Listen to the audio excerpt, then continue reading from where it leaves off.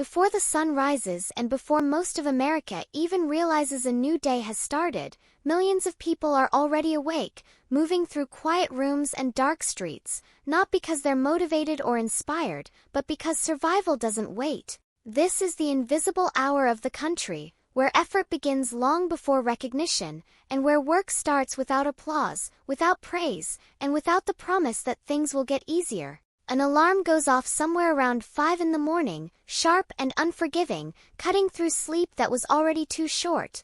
The body isn't ready to move, but it does anyway, because missing one shift can mean missing rent, missing food, or missing the fragile balance holding everything together. The room is small, quiet, and temporary, the kind of place that feels less like a home and more like a pause between responsibilities. There's no sense of comfort here, only the familiar awareness that this space exists because it's affordable, not because it's ideal. There's no slow, peaceful morning routine, no time for reflection or motivation, because every minute is already spoken for. Standing there in silence, the weight of the day presses down before it has even begun, reminding them that rest is a luxury they can't afford. Breakfast is decided not by hunger but by cost.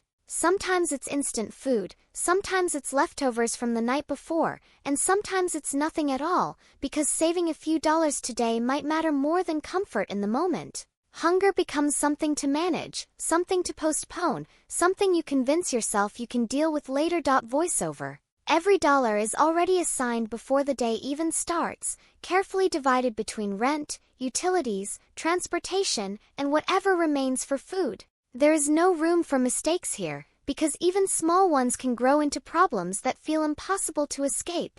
The uniform goes on slowly, not as a symbol of pride or progress, but as a reminder of necessity. This clothing doesn't represent dreams or ambition, it represents hours of standing, forced politeness, and the understanding that this job, for now, is the difference between stability and crisis. By 6 in the morning, the commute begins, unpaid and unavoidable, carrying them away from what little comfort exists and toward another long stretch of responsibility. Some take buses, some ride crowded trains, and some walk long distances because saving money matters more than convenience or rest.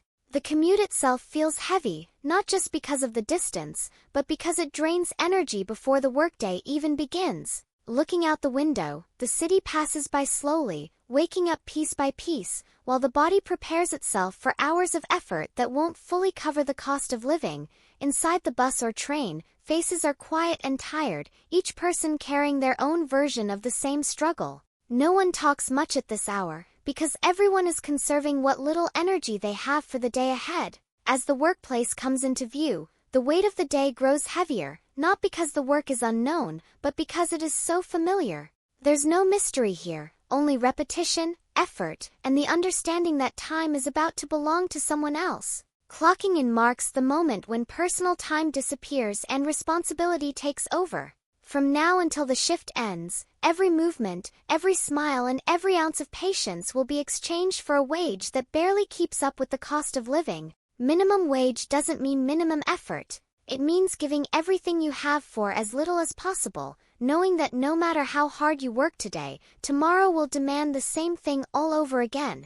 And as the shift begins, there's a quiet understanding that this is only the start of a long day, one that will test patience, endurance, and hope in ways most people never see.